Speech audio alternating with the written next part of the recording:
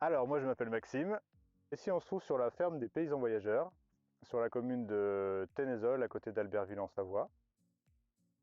C'est une ferme où tout est cultivé en bio, à la fois l'élevage des animaux et la production végétale. La ferme se compose de plusieurs ateliers, un verger diversifié qui a été planté il y a 3 ans environ.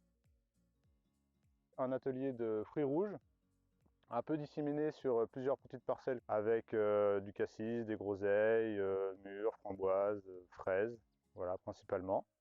Un atelier de poules pondeuses avec 3 bâtiments mobiles que l'on déplace à l'intérieur du verger et qui comptent en tout 250 poules pondeuses.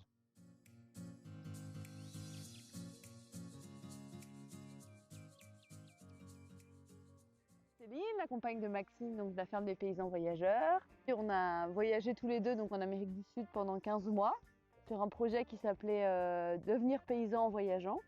Donc à la rencontre d'agriculteurs dans l'objectif en fait de réfléchir à notre projet d'installation. On a rencontré des agriculteurs dans 7 pays différents et on a donc combiné en fait toutes ces rencontres pour monter le projet de notre ferme. Les rencontres qu'on a fait en Amérique du Sud, elles se regroupent un peu partout dans la ferme. Par exemple, le premier projet sur lequel on a voyagé au Brésil, on était chez des gens qui faisaient de l'accueil et puis qui avaient des poules pondeuses. Et c'est de là qu'on a eu l'idée en fait d'intégrer des poules dans le projet alors que c'était pas du tout le but au départ.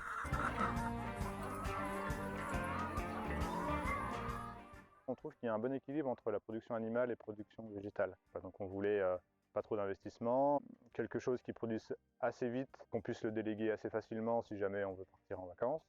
Après, la poule pondeuse, ce qu'on voulait pas, c'est avoir des poules qui soient sur la terre, quoi. Parce qu'on voit souvent des bâtiments avec, alors des fois beaucoup de terrain, mais les poules, elles restent assez proches du bâtiment et du coup, il n'y a que de la terre et elles sont pas dans des super conditions. Donc on s'est dit, il faut les déplacer. Et comment on fait on déplace le bâtiment. Donc on a récupéré des vieilles remorques, on a fait une structure en bois, et puis avec un petit tracteur, on les déplace tous les 1 mois ou 2, et puis on change le parc. Voilà, on fait tourner le parc autour, une fois qu'on a fait le tour, on avance, etc. Donc ça fait qu'on a des animaux qui, toute l'année, changent d'endroit, ont toujours de l'herbe, toujours de l'ombre aussi, parce que sous le bâtiment, c'est à l'ombre et c'est au frais l'été. Elles peuvent dégratter, parce qu'en dessous c'est sec, c'est aussi un besoin naturel qu'elles ont de dégratter, de se mettre dans la poussière. Donc elles désherbent, elles fertilisent et elles régulent les parasites. Voilà. Et elles nous font des œufs.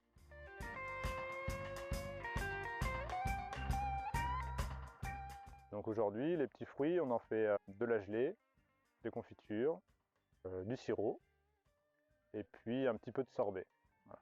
On a un autre verger qui est adulte en pommes, et avec ce verger-là, on fait tout du jus. Voilà, on fait du jus de pomme pasteurisé et qui se conserve 2-3 ans. Les gens, ils le trouvent super bon. Alors pourtant, on a l'impression de rien faire de spécial, mais au final, on met des pommes mûres dedans, on met plein de variétés différentes. C'est des pommes qu'on poussait sans irrigation, donc c'est des fruits qui ont du goût, quoi. C'est un peu le but de l'opération, quoi. C'est d'avoir des bonnes choses à proposer. Il y a plein de gens qui nous disent « Ah mais vos œufs ils sont super bons, maintenant que j'ai goûté les vôtres, j'achète que les vôtres quoi. Si je change, je suis déçu. » Donc c'est quand même que une poule c'est mieux dehors. Simplement. Alors prochain projet, c'est l'ouverture du camping. Alors le camping, normalement, il ouvre mi-mai 2021. Donc avec 5 emplacements de camping que pour tentes. Les emplacements de camping, donc, ils sont à thème. Donc il y a un emplacement que planté en raisin de table, un emplacement en petits fruits, un emplacement en plantes aromatiques et un emplacement en osier. Et l'idée en fait c'est de reprendre un peu les productions qu'il y a sur la ferme. À terme, il y aura un 6e emplacement qui sera aménagé avec un petit maso pour faire une chambre d'hôte. L'idée du camping c'est aussi ça, c'est que les gens qui viennent ici, il y a des choses qui soient peut-être des choses qu'ils connaissent pas et comme d'être tout en toilette sèche, tout en phytoépuration, de raisonner vraiment l'alimentation, etc. Après, on prône rien de particulier, c'est juste une manière de faire. On propose aux gens de faire un peu comme nous pendant le temps de leurs vacances et en espérant qu'il y ait des idées qui remportent chez eux, quoi. Après, chacun fera son propre projet, quoi. Donc on a un emplacement avec de l'osier parce que mon projet d'installation d'ici 2 ans, c'est la culture d'une petite parcelle d'osier, à peu près 1,5 hectare, à destination de la commercialisation, aussi bien pour des paysagistes pour faire de l'architecture végétale que pour des vanniers. C'est bien en fait de se dire que sur une ferme, il y a des animaux, des végétaux et que normalement il y a toujours aussi de l'artisanat. Je me suis formée un peu à l'architecture végétale, donc travail de l'osier vivant, c'est-à-dire haies, plessis et puis tontines en osier vivant.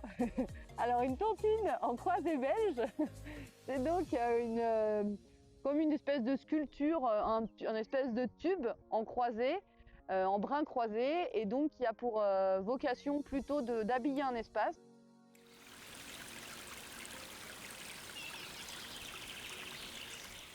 Je trouve qu'on peut être fier de ce qu'on fait, parce qu'on fait des produits sains, et le bio, il faut le voir comme un produit sain pour celui qui va le consommer, mais aussi un environnement sain pour celui qui va le produire.